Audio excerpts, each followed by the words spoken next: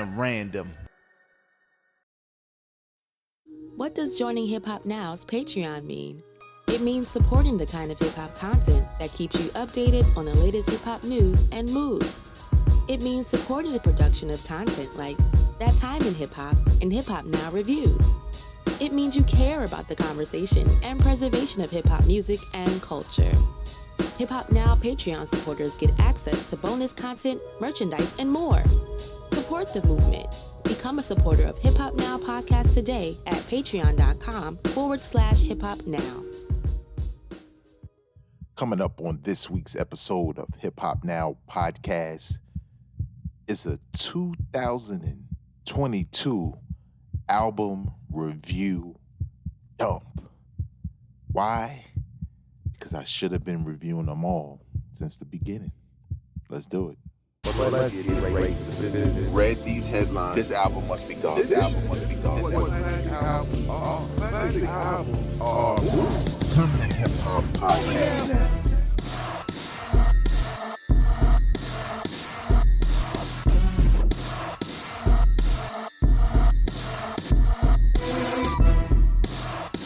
What up, y'all? I am your host, Vegas, and this is Hip Hop Now Podcast, a podcast designed to catch you up on all things hip-hop, music, and culture that happen throughout the week.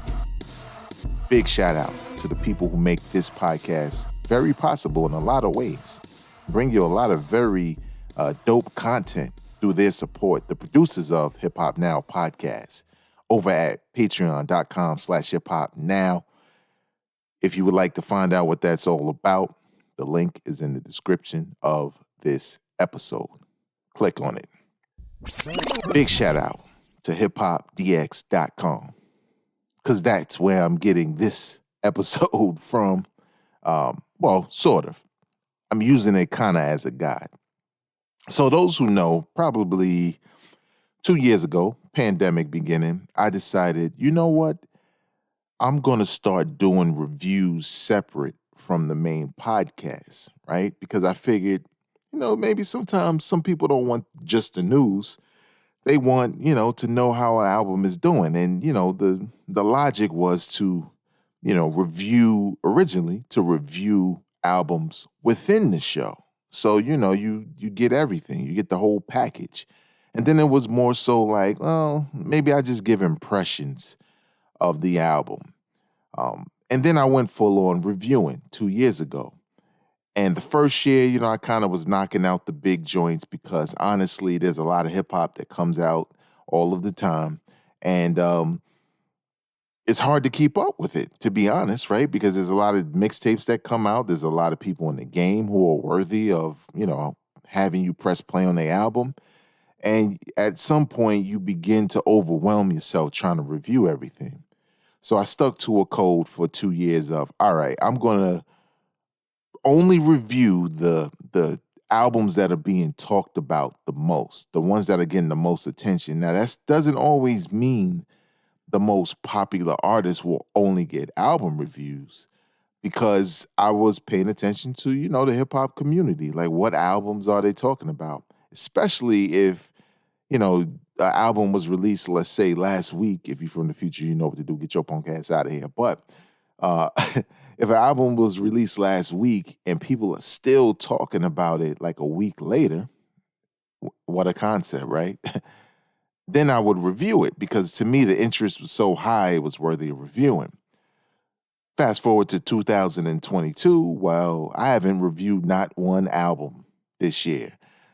And every time my album was released, I kept thinking, I should review that. So I decided, why don't we take this episode, because the news is very slow this week, and just fast reviews of several albums that released this year, mostly notable albums, but I've heard all of them. Now, if you've never heard a Hip Hop Now podcast review, it's just 3 things I do that go into that review.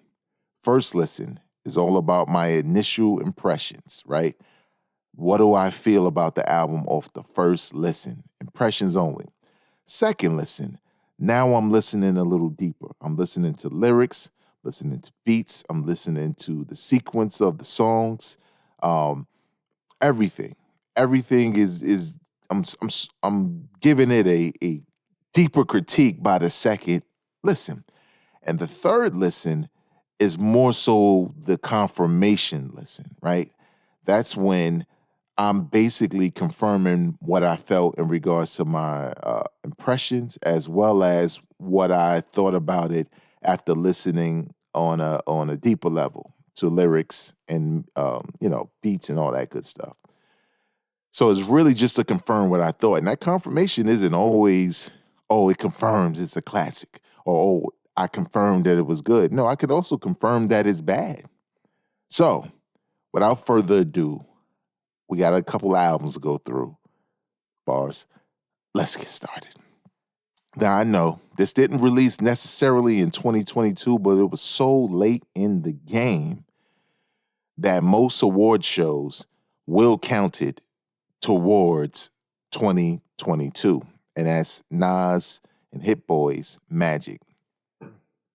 Now, let me tell you like this. This album was unexpected on two regards. It was unexpected because Nas had already dropped King's Disease 2. People were good. It was nominated for a Grammy. You know, Nas did his thing that year.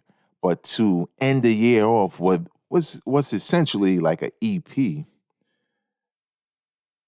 And it was so dope. It was literally a back to the essence type album. When I say back to the essence type album, I mean, you have cats who all of the time will talk about how they really just want Illmatic Nas. Now, I'm not saying that's what Magic is, but it gives you a vibe from the production, even to the way Nas rhymes mostly on every track.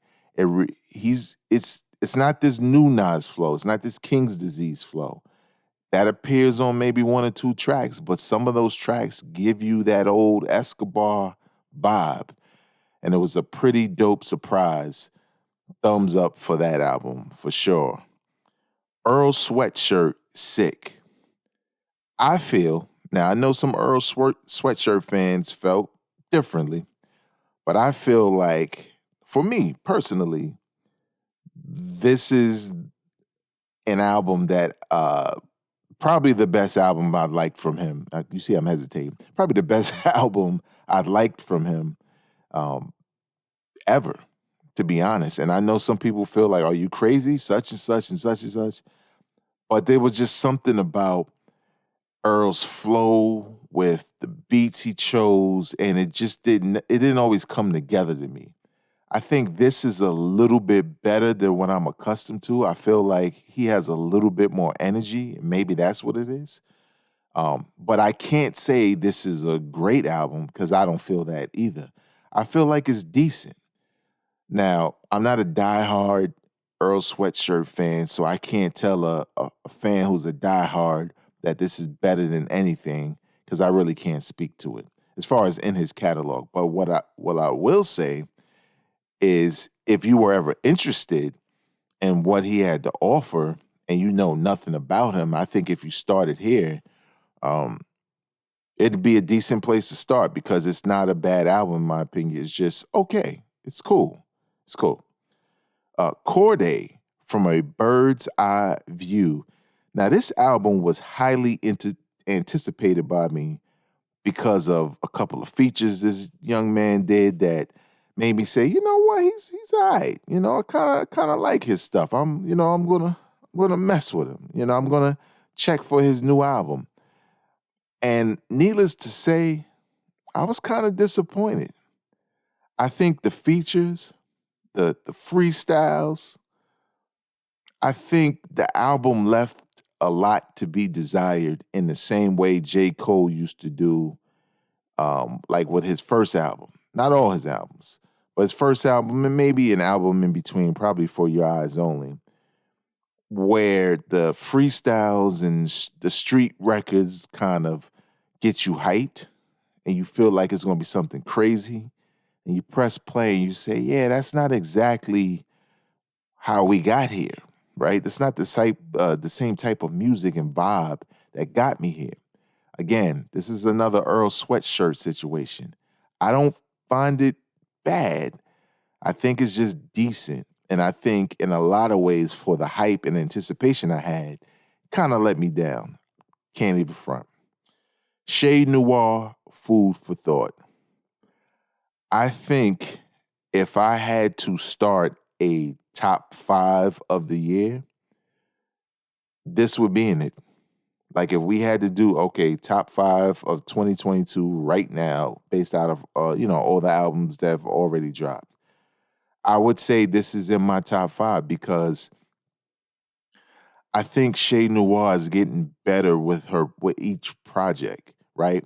Bars, beats, concepts for the albums. I just feel the vibe of what she's doing. Is it great?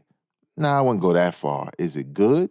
Yeah, I think so. I think it's one of the better albums of the year so far. So if you haven't heard it, Shade Noir, Food for Thought, check it out. You'd be surprised.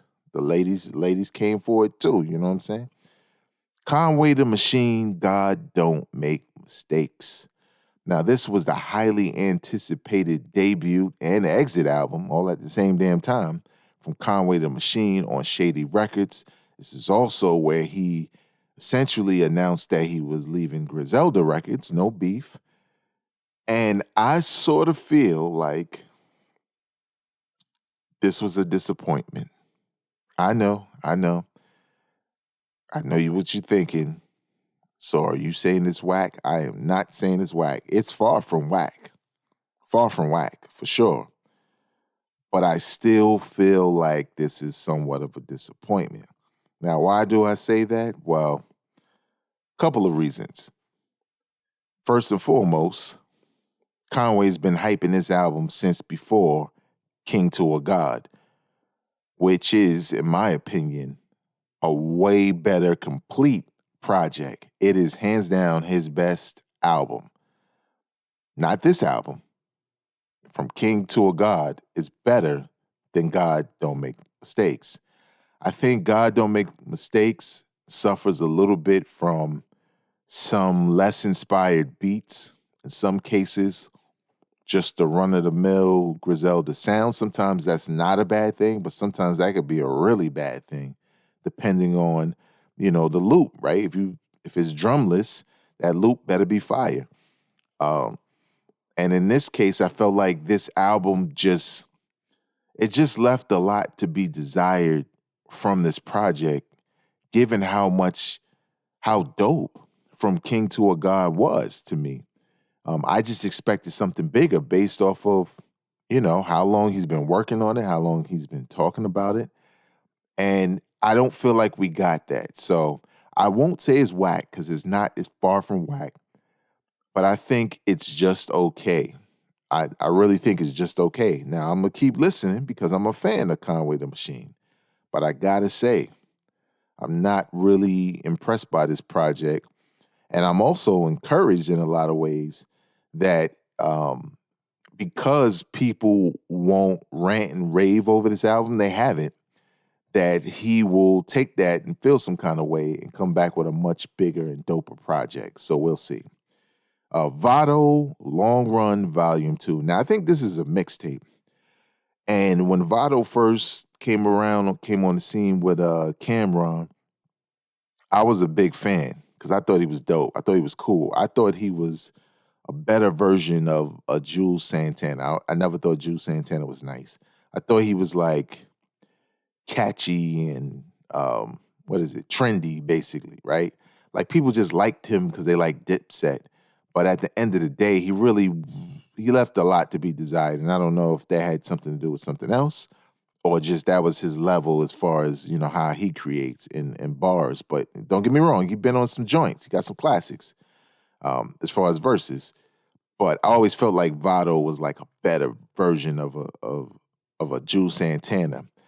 But I hadn't listened to a Vato project in a minute, probably since he started doing reality TV, because I was like, well, how good could that be now? He done went corporate. But Vato's Long Run Volume 2 if you're a fan of his or was a fan of his at some point, this project is dope. Like really dope.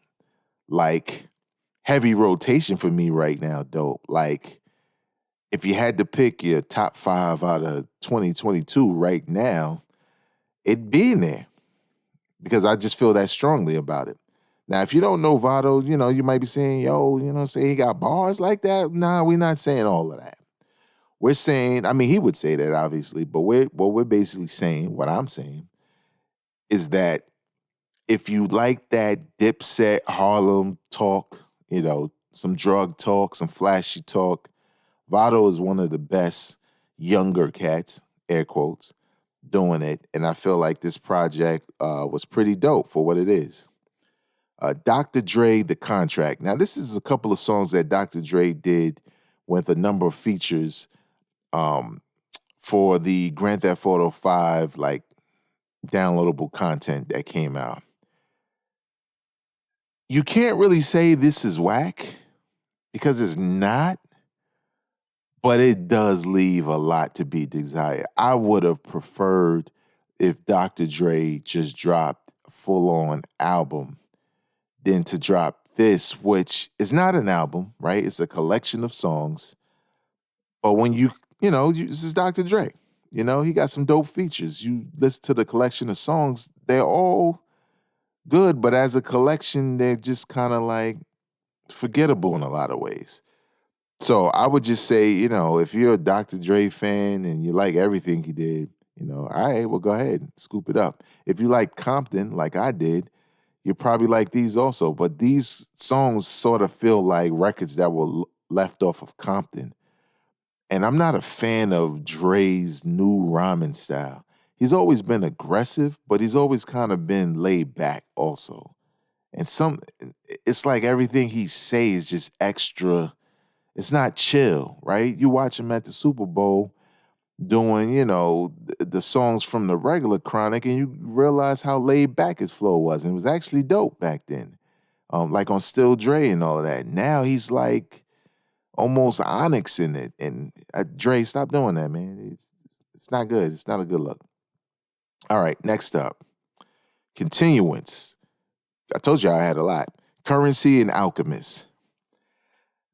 This album is not bad, but it's just okay and probably forgettable because I listened to it. I gave it 3 listens a while back, and I just kind of felt like, damn, I feel like I'm looking for something that's not there. And it's sort of like something that's happened with Alchemist projects lately where the beats are kind of boring. And even with someone with Currency style and the fact that they've worked together before, right? Covert, cool. That project was dope. But this project is sort of like, yeah, okay. It's really forgettable in a lot of ways. And I feel like Currency has probably already released something, because you know how he get down, that's way better than this. So I would say if you feel like passing on that, I wouldn't hold you. Snoop Dogg, Back on Death Row. Now, this album was going to make me put out a actual review. Like, man, I need to start doing reviews. This the one. So if you don't know, Snoop Dogg purchased Death Row Records. He is now the owner of Death Row Records. He put out an album to celebrate, also called Back on Death Row. This album's dope. Snoop tends to have a process of hit, miss, hit, miss, hit, miss, hit, miss when it comes to albums, right? Back on Death Row is a hit. So that means the next album, watch out, because it's going to be a miss. The algorithm before that, right? Remember Snoop is in charge of Def Jam, which is crazy, and Death Row. That album was like forgettable in a lot of ways. I literally forgot about it. It wasn't the worst, but I forgot about it. But Back on Death Row, I felt like was pretty dope. Top 5 of the year, I wouldn't say that. But one of the better albums of the year, definitely. Big Crit, Digital Roses Don't Die. Now, this is another one of those albums. If you ask me to make a top 5 right now, this might be in it. This would be one that I would say, okay, I'll put this in my top 5. I think this album and Big Crit's projects as of late have been slept on and underappreciated. The music, like people want new Outkast albums so bad, and I feel like Big Crit embodies the essence of Outkast through the production, through the different rhyme styles and flows and choices and blending of genres. I think it's just dope. And maybe it's because it's such a contrast, a different album from the majority of the albums that are out and the majority of the content you tend to listen to. And I think that's why I like it the most, because I feel like it's different enough but dope enough and fly enough to be accepted on its own. And it to me it just stands out better. But again, it's not dope because it's different. It's dope because it's really dope music as opposed to just a dope hip hop album. So definitely check that one out. Now here's one that I thought I would never had thought in any life that I'd be reviewing a brand new KRS One album from 2022. I Am an MC, Are You One Too is the album. This album is a mixed bag. I know the hip hop police are swearing by it, but I think they're just impressed by KRS One's lyrical skill in 2022, and that's acceptable enough for most of them. That cannot be denied. KRS One is spitting on this album. There's definitely a couple skippable, really corny ass songs on here. Don't get me wrong. It's not all hot. But the majority of it is actually not that bad. And lyrically, it's really good. Lyrically. Like just if you just want to hear KRS One do bars, the bars is there. I think the one drawback from this album is the production is not what you're accustomed to hearing, even though there's a lot of joints that are still dope, but it's really basic. And I remember not being able to figure out, like, well, what's different about it? And I think it's because they're not really using samples. So these are just beats that, whoever made the beats, I can't remember his name, made. So I feel like this album, if you are a KRS One fan from the past, or now, or you're even curious, I think you should press play because you might be pleasantly surprised at how dope he still is on the mic. Though some of the beats, not all, some of the beats have left a lot to be desired. But I was pleasantly surprised how much of this album I actually did like. EarthGang, Ghetto Gods. Now, I already said it about a couple of other albums, including this in my top 5 of 2022 so far. I just feel like this album does everything, right? It does everything. For every version of a hip-hop fan you could be, it does it all. There's bars, there's beats, there's trendy stuff, there's dance stuff, there's catchy things, there's serious songs. Like the one standout song for me was Strong Friends, because when you think about the subject matter and you hear the things they're rapping about, you're like, wow, how come no one has made a song like this yet?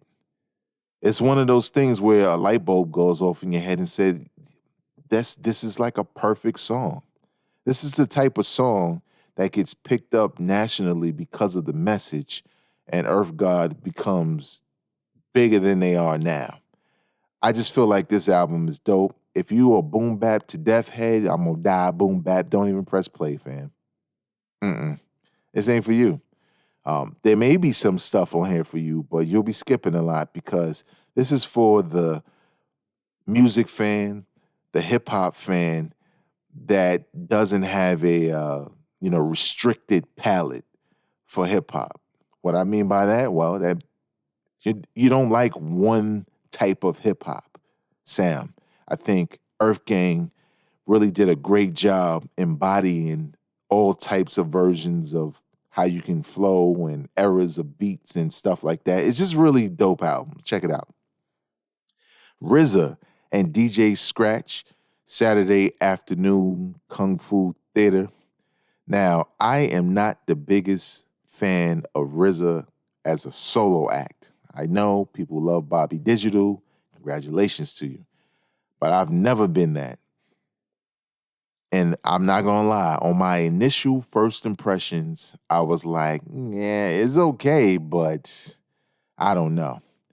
On my second listen, I was like, okay, I think it's starting to seep in. Third listen, I was like, okay, I like it. Who am I kidding? I like it.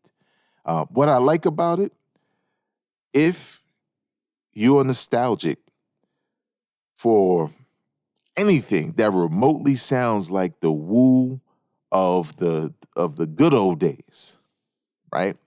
The woo of the glory days. This is pretty dope. Now, Remedy put out a dope album featuring the woo. I think it was like Wu-Tang meets Remedy. That was the closest to a Wu-Tang album you were ever going to get because they were all over that project. But this is straight up the RZA. And it sounds like the RZA. It feels like the RZA. The stuff he's talking about, the skits, it's really a woo project. So if you feel like, man, Griselda's cool and all this Trap Cat, some of them cool too, but man, I miss the days of them 36 Chambers and Cuban Links and Tikal and, Liquid Swords. I miss them days. I wish we could get something new that just give you that woo feeling.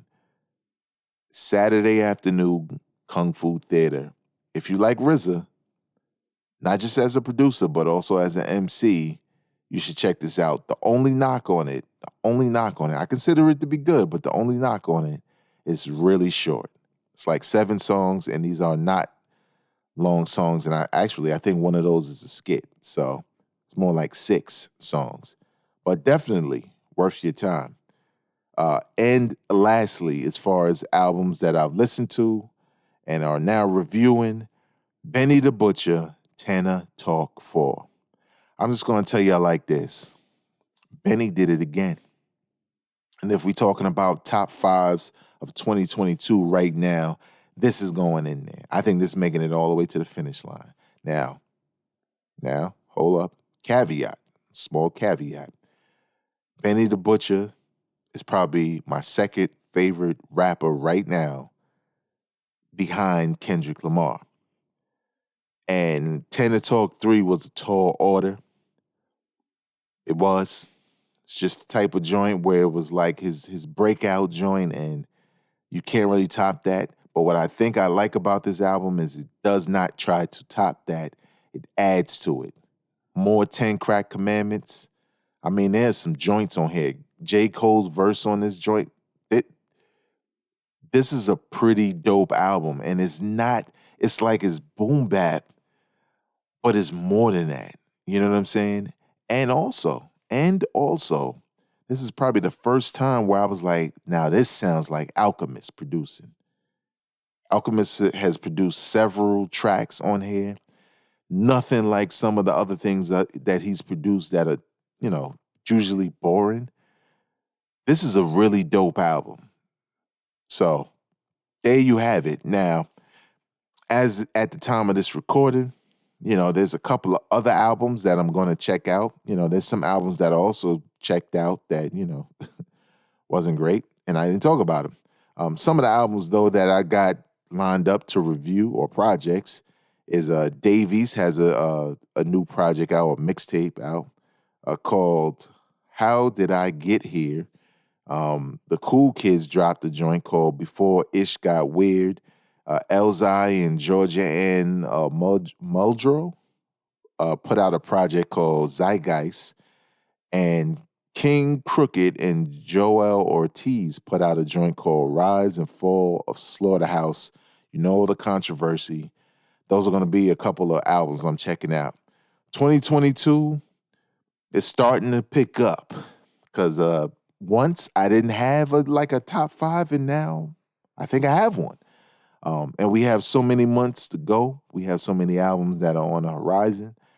So check it out. You know what I'm saying? Link in my description for the 2022 preview that I put out in early January.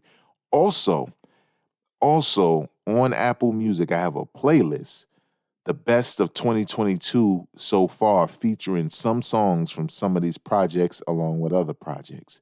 I know you're asking. No, I haven't heard Donda 2.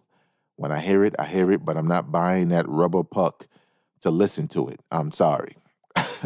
You can follow me on Twitter, Instagram, and TikTok at VegasWorldINC. If you're on Facebook, visit facebook.com/hiphopnow or right now. And also, you can support this podcast over at patreon.com/hiphopnow. And most importantly, when you find the podcast and you're listening to it, man, hit that subscribe button and review it on Apple Podcasts. But more importantly, share it on social media with people you know enjoy this kind of content. Until next time, y'all, I am not a critic. I'm a fan. Peace. Drop it on them random.